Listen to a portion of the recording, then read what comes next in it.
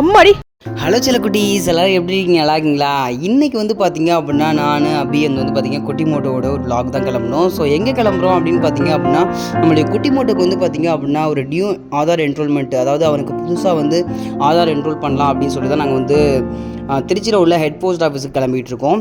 So இங்கே வந்து பார்த்திங்க அப்படின்னா நாங்கள் மார்னிங்கே 6 o'clock நாங்கள் கிளம்பிட்டோங்க. ஸோ நாங்கள் ட்ராவல் பண்ணும்போதெல்லாம் ஒரு 6 o'clock 6:30 6:20 இருக்கும். ஸோ வெயில பாருங்கள். ஸோ அவ்வளோ ஒரு ஹார்டாக இருந்தது. ஏன்னா 8 o'clock 8:30 மாதிரி ஆகிடுது. ஸோ அங்கேயும் வந்து பார்த்திங்க அப்படின்னா சீக்கிரம் போகணும் அப்படின்னு சொல்லி நானும் வண்டியை வேகமாக தான் ஓட்டினேன்.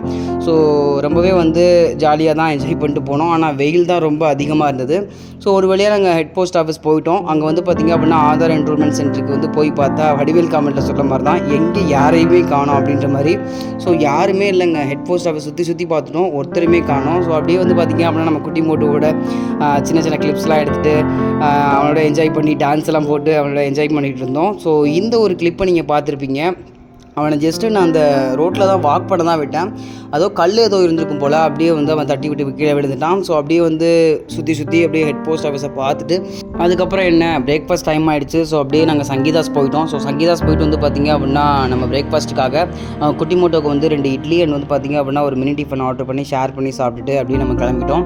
ஸோ அங்கே வந்து பார்த்திங்க அப்படின்னா எதுக்காக அவன் அம்மாவை அடிக்கிறான்னா எதுக்கு தள்ளி விட்ட அப்படின்னு சொல்லி கேள்வி கேட்டு அடிக்கிற அப்படி. ஸோ அவ்வளோதான். நாங்கள் பிரேக்ஃபாஸ்ட்டை முடிச்சுட்டு நாங்கள் என்ரோல்மெண்ட் சென்டருக்கு திருப்பி வந்துட்டோம்.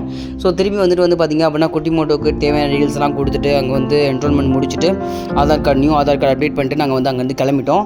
ஸோ இதுக்கப்புறம் நாங்கள் எங்கே போகிறோம் அப்படின்னா வந்து டிமார்ட்டுக்கு தான் போனோம். ஸோ குட்டி மோட்டோக்கு சில சில பொருள்லாம் வந்து பர்ச்சேஸ் பண்ணி விடுது. அதனால் டிமார்ட்டுக்கு தான் நாங்கள் போயிருந்தோம்.